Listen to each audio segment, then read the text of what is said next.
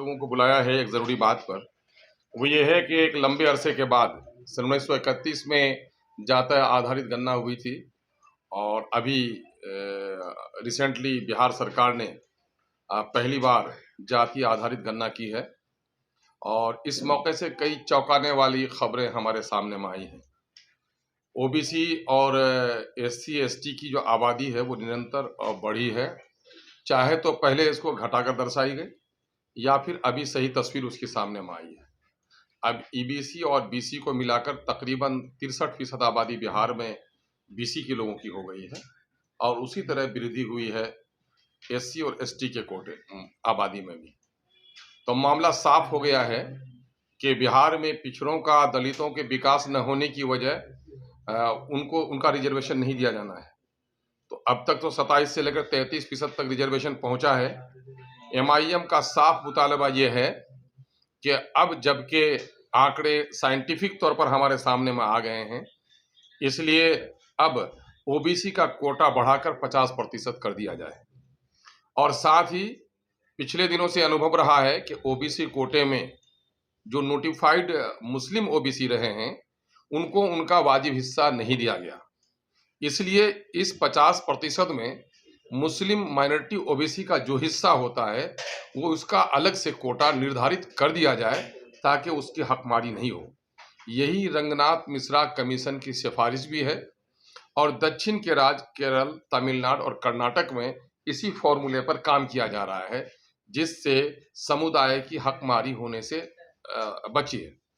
साथ ही हमारा मुतालबा ये है कि इस वक्त चूँकि जाति गणना के साथ साथ लोगों का आर्थिक, सामाजिक और शैक्षणिक सर्वे भी हो गया है, इसलिए इस सर्वे में आर्थिक, सामाजिक और शैक्षणिक हालत का विश्लेषण करते हुए सरकार अपनी रिपोर्ट पेश करे और उसी के अनुरूप पिछड़ी और अत्यंत पिछड़ी और एससी एसटी बिरादरी को ऊपर उठाने के लिए उसके लिए कल्याणकारी परिणाम बनाए।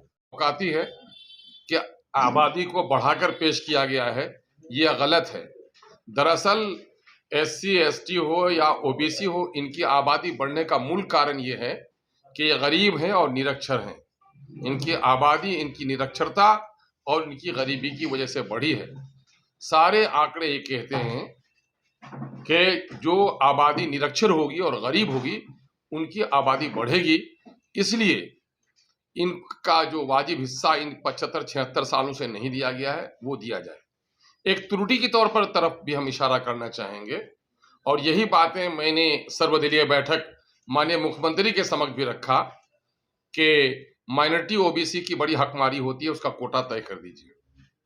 साथ ही जो ये सरकार के तौर पर से ये जारी किया गया है जनगणना आर्थिक गणना की कॉपी, इसमें कॉलम नंबर 122 में कलाल इराकी बिरादरी जो मुसलमानों की उपजाति है उसको गैर मुस्लिम माने हिंदू बिरादरी में उसको शामिल गिना गया है और मेरा दावा यह है कि उसकी आबादी भी लगभग इतनी है कि अगर उसकी आबादी को जोड़ दिया जाए तो बिहार में मुस्लिम समुदाय की आबादी 19% हो जाएगी। इसलिए उस त्रुटि को भी खत्म किया जाए और यथासिद्ध सरकार देर किए बगैर, चूंकि इनकी हकमारी इन 75-76 सालों से हुई है, फौरी तौर पर रिजर्वेशन बढ़ाए, रिजर्वेशन में माइनॉरिटीज का कोटा तय करे, आर्थिक, सामाजिक और शैक्षणिक विश्लेषण करते हुए इन समुदाय के उत्थान के लिए प्रोग्राम बनाए, इसके अंदर में जो त्रुटि हो गई है उसको खत्म करे। और मैं आपके जरिए से दलित और पिछड़ों का आह्वान करना चाहता हूं कि ये बरसों से जो हकमारी हुई है, आजादी के वक्त सबसे लड़ने वाले दलित थे, आजादी के बाद लड़ने वाले सबसे ज्यादा पिछड़े थे। इनको सपना दिखाया गया था कि देश आजाद होगा तो राजा का बेटा हो या मेहतर की संतान, सबको मिलेगा अवसर एक समान। ये 76 सालों में भी ये सपना साकार नहीं हो सका है। मैं बिहार सरकार को इसलिए मुबारकबाद देता हूं कि इन्होंने गांधी जयंती के दिन इस जातिगत गणना को इन्होंने जारी किया है।